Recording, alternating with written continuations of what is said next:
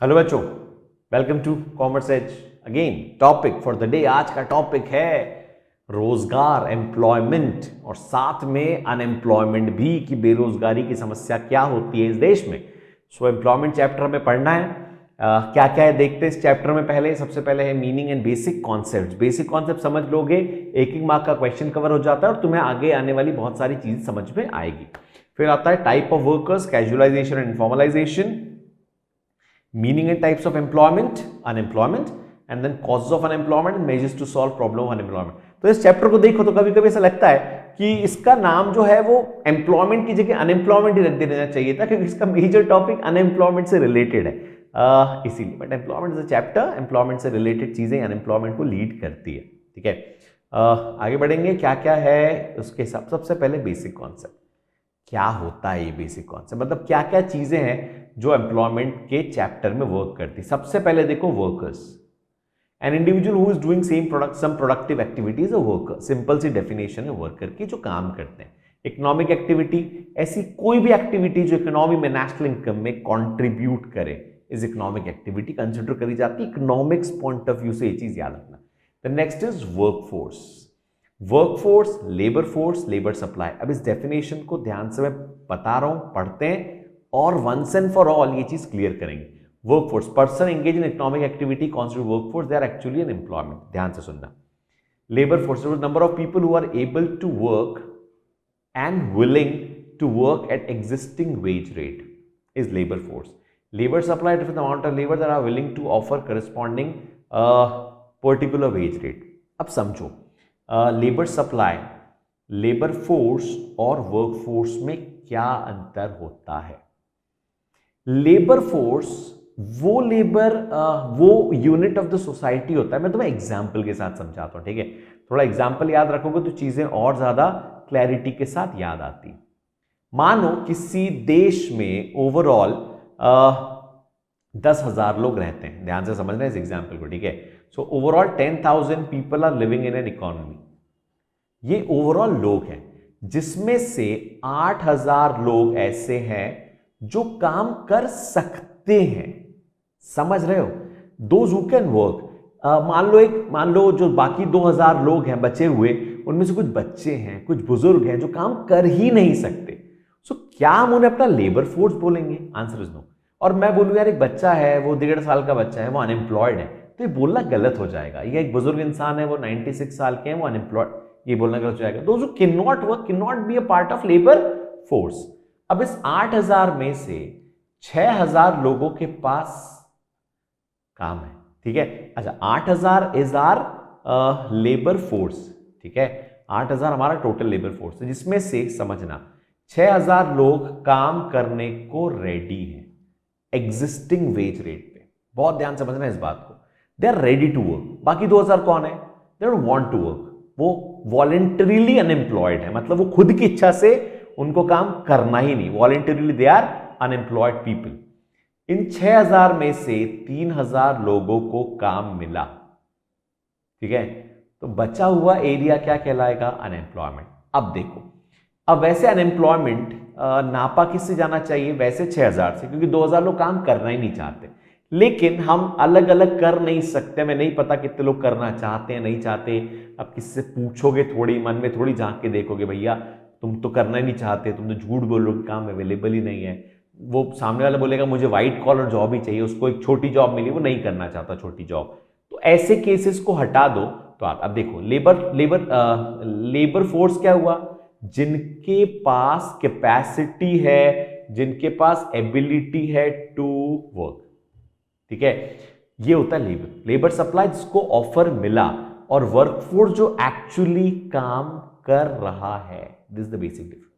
लेकिन हम क्या करते हैं? हम इन सबको हटाते हैं। अब हमें देखना है कि हम अगर दो चीजें निकालनी, एक होता है वर्कफोर्स पार्टिसिपेशन और एक होता है an unemployment participation, unemployment rate का। तो वर्कफोर्स पार्टिसिपेशन क्या है? कि सबसे इंपॉर्टेंट पार्ट वो है, सबसे इंपॉर्टेंट कॉन्सेप्ट माना जाता है वर्कफोर्स पार्टिसिपेशन। क्या होता है वर्कफोर्स पार्टिसिपेशन?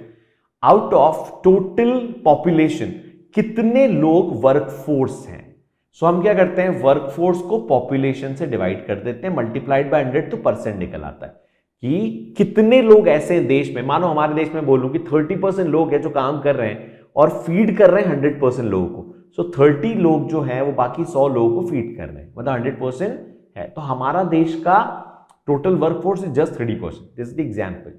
अब ये आता है अनएम्प्लॉयमेंट कैसे निकालोगे। सो अनएम्प्लॉयमेंट हो जाता है workforce divided by labour force multiplied by 100। ये होता है डेफिनेशन। ठीक है, आगे बढ़ेंगे बेसिक कॉन्सेप्ट समझने के बाद। Next is type of workers. दो टाइप के वर्कर्स होते हैं, एक सेल्फ एम्प्लॉयड और एक हायर्ड वर्कर्स। सेल्फ एम्प्लॉयड कौन, जो अपने आप को एम्प्लॉय करते हैं, जो अपने लिए काम करते हैं, these are known as self employed workers. ठीक है, अब सेल्फ एम्प्लॉयड का तो कोई अलग से बाइफर्केशन नहीं है, देयर ओन बिजनेस और प्रोफेशन टू अर्न प्रॉफिट या प्रोफेशनल फी लेके वो लोग अपना काम कर रहे होते हैं, टेंशन फ्री। फिर आते हैं हायर्ड वर्कर, जो काम करते हैं किसी और में, they get wages. Hired worker भी दो टाइप के होते हैं, कैजुअल एंड लेबर।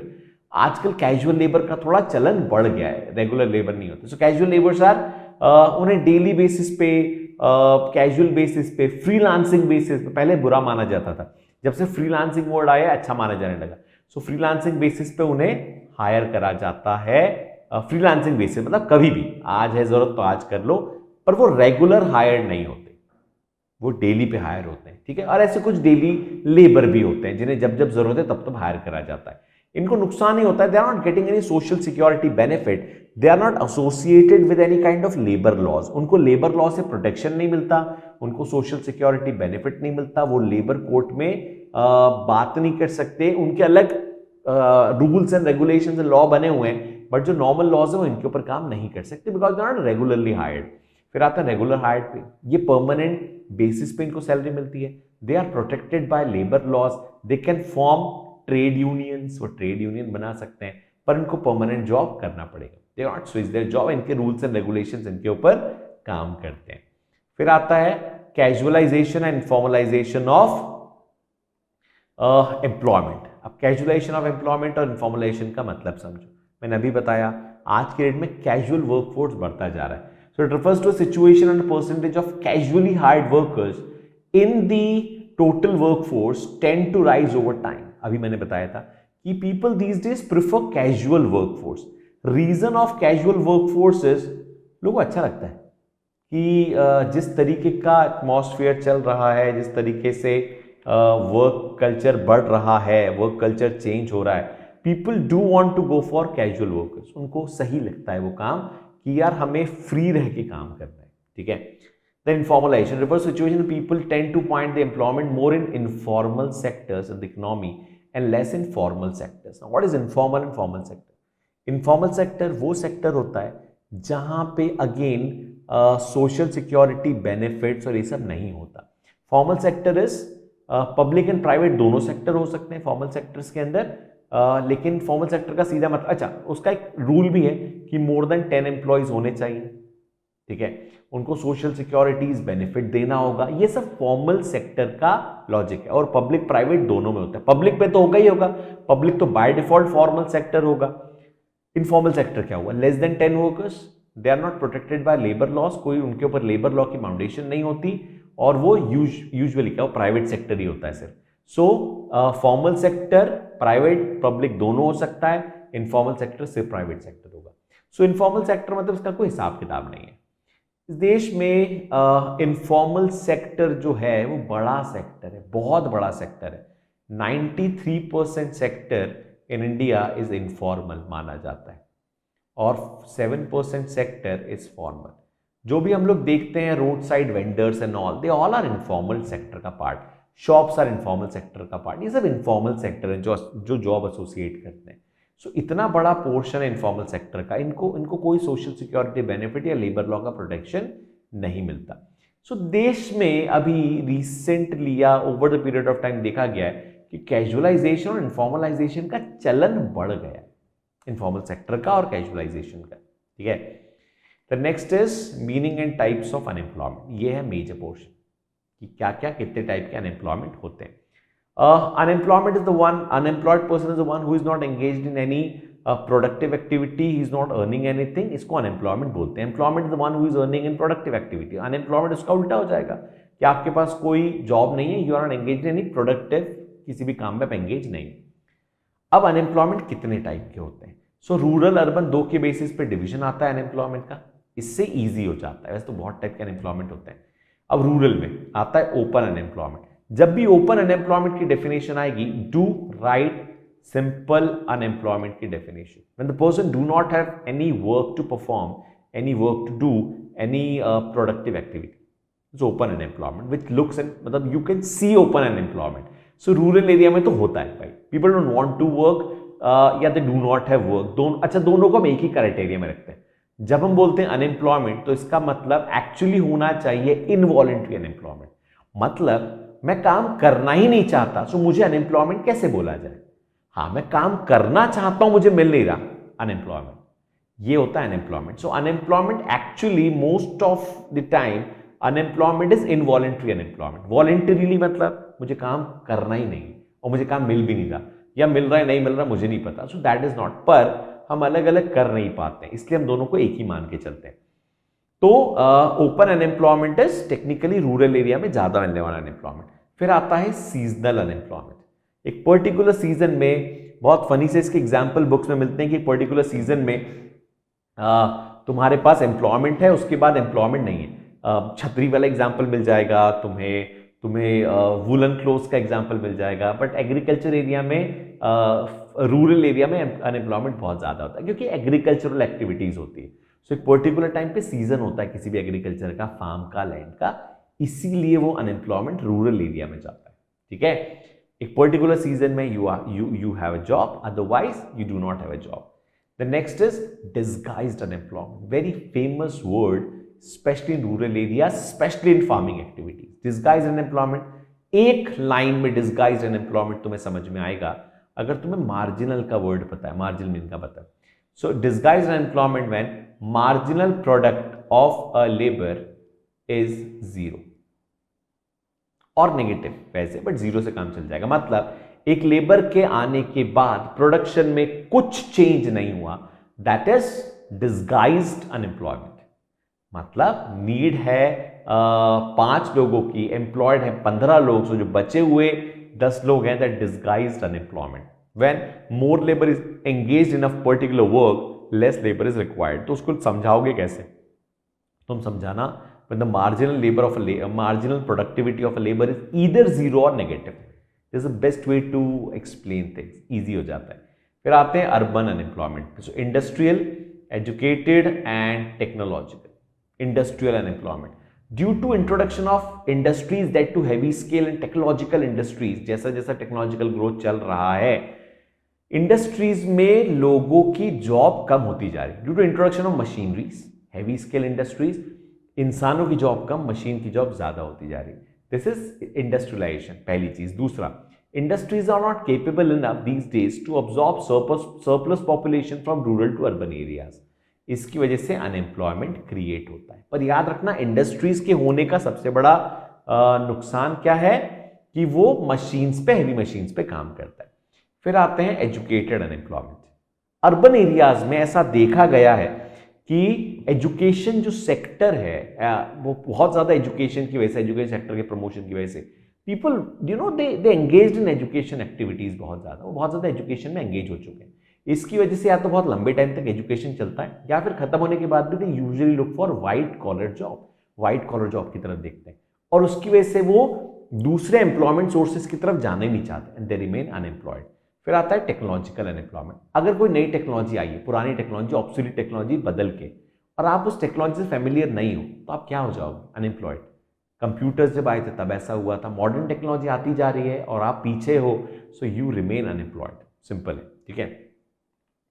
फिर आता है कॉजेज ऑफ अनएम्प्लॉयमेंट. मैंने तुम लोगों को इसके पहले, तुम लोगों ने वीडियोस में देखा होगा कि अनएम्प्लॉयमेंट एंड पॉवर्टी के कॉजेज मैंने बताया था, सेम है, तो वहां से तुम लोग सेम कॉजेज भी देख सकते हो. फिर भी, क्योंकि बहुत हद तक सेम चीज है. Faulty employment planning, emphasis on capital intensive project, जो अभी अपन ने इंडस्ट्रीज की बात करी थी. एक तो एम्प्लॉयमेंट की प्लानिंग प्रॉपर नहीं है, ह्यूमन है, मैन पावर प्लानिंग ही प्रॉपर नहीं हो पा रही देश में। अब कैपिटल इंटेंसिव प्रोजेक्ट्स आएंगे, डैम बनना है, बड़े बड़े ब्रिजेस बनने हैं, तो लेबर कम, या ब्रिजेस में तो फिर भी चलो काम आ जाते हैं। ऐसी जगह जहाँ पे बहुत बड़े बड़े कैपिटल इंटेंसिव प्रोजेक्ट्स आते हैं वहाँ पे लेबर कम, मशीन्स का ज़्यादा रोल आता है। Then excessive use of foreign technology is again the reason की एम्प्लॉयमेंट अपॉर्चुनिटीज कम होती जा रही। Lack of financial resources, employment opportunity बढ़ने का बहुत बड़ा रीजन ये भी होता है कि you have enough finance to support excessive man power planning. जो यहाँ पे हमारे देश की अगर कंडीशन लो या ऐसी डेवलपिंग स्टेट्स की, तो yes we lack some financial resources to support employment activities. Slow growth of process of the country, in short slow growth, that is slow GDP. जितना स्लो जीडीपी होगा उतना एम्प्लॉयमेंट कम होगा देश में। फिर है increase in the labour force with rise in population. अब लेबर फोर्स बढ़ता जा रहा है, ठीक है, अब प्रोडक्टिव लेबर है लेकिन हम उन्हें काम नहीं दे सकते, तो पॉपुलेशन बढ़ने के साथ पॉपुलेशन ग्रोथ, सीधे भाषा में बात करें तो population growth, explosion of the population is one of the reason of unemployment. ये सबसे बड़ा रीजन होना चाहिए, सबसे बड़ा reason. The next is decay of cottage and small scale industry.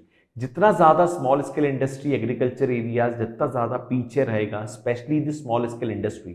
Small scale industry बनी ही होती है एम्प्लॉयमेंट सपोर्ट के लिए, वो जितना ज्यादा पीछे होगा एम्प्लॉयमेंट एक्टिविटीज उतनी ही वीक होती जाएगी।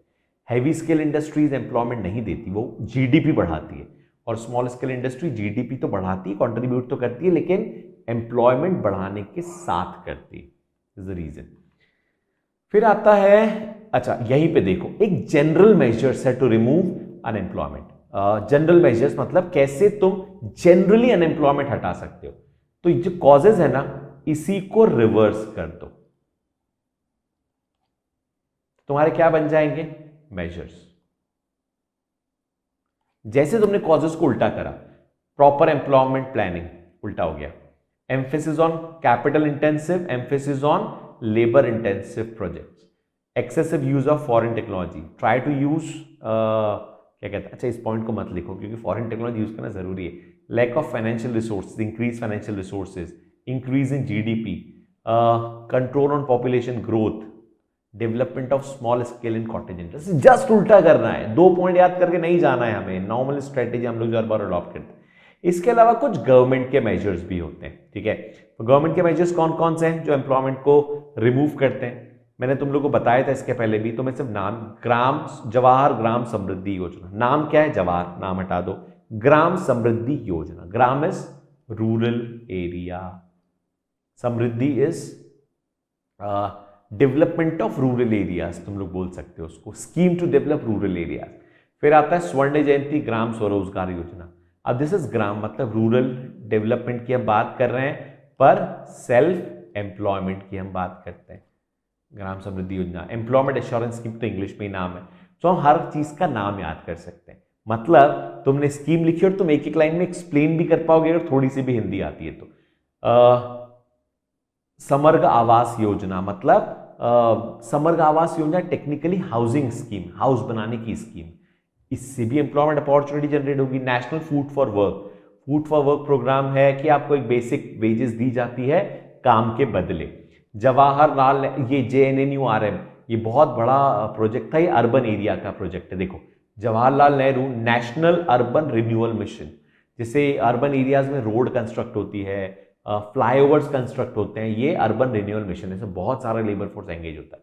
Last but not the least and very very very important, MNREGA, MGNREGA, national rural employment guarantee act 2005-6, 2 साल है, 5 में आया था स्कीम, 6 में बन गया act, national rural employment guarantee act. 100 days का minimum guarantee to at least one family member, at least one family member को 100 डेज का गारंटी स्कीम था इसमें, और बहुत ही फेमस स्कीम है मनरेगा। इससे रिलेटेड क्वेश्चन अलग से भी पूछ सकते हैं, short note of 3 marks. MNREGA याद रखना, फैक्ट्स एंड फिगर के साथ लिखना कि मनरेगा स्कीम कब स्टार्ट हुई थी, कितने डेज का एम्प्लॉयमेंट है, तो हमेशा एज मिलेगा। एम क्या था MNREGA, to provide employment to all the rural housing, rural people, ऐसे रूरल के लिए था। National rural employment guarantee act, पहले स्कीम थी 2005 में, 6 में एक्ट बन गया, जरूर लिख के आना। ठीक है। सो ये था employment chapter. Again major portion कहां पे? मेजर पोर्शन है टाइप्स ऑफ अनएम्प्लॉयमेंट, सबसे इंपॉर्टेंट, फर्स्ट नंबर पे रखता हूं मैं इसको। Second is causes of unemployment with general measures. Third is casualisation and informalisation. Fourth is measures to solve unemployment specific. ये है इनकी इनके रैंक के हिसाब से किसको हमें ज्यादा फोकस करना है, किसको कम। Again I will say focus here more, यहां से क्वेश्चन आने के चांसेस है क्योंकि ये पॉवर्टी के साथ ये चैप्टर जैसा ही है। सो पॉवर्टी और ये मिला के जब हम क्वेश्चंस देखते हैं तो रिपीटेशन के चांसेस होते हैं। सो टीचर हर बार एक एक चीज नहीं देगा, या तो पॉवर्टी से उसने अगर सोल्यूशंस पूछ लिए, मेजर्स पूछ लिए, तो यहां से फिर टाइप्स ही बचता है, और वहां कुछ और पूछ लिया तो यहां पे चांसेस है कि ये पूछ ले। इसीलिए मैंने बोला कि पॉवर्टी के साथ इसको क्लब करके पढ़ लेना तो आसानी हो जाएगी चीजें, ठीक है। So that's it for employment and unemployment as well. Thank you, thanks a lot for listening so carefully. हम मिलेंगे नेक्स्ट क्लास में, नेक्स्ट लेक्चर में। तब तक कोई भी डाउट होगा सो डाउट क्लियरिंग ग्रुप्स पे तुम पूछो, आओ, बहुत सारे डाउट्स पूछो, वहां पे कोई डाउट्स की बेरोजगारी नहीं होगी। Thanks a lot for listening so carefully बच्चों, थैंक यू।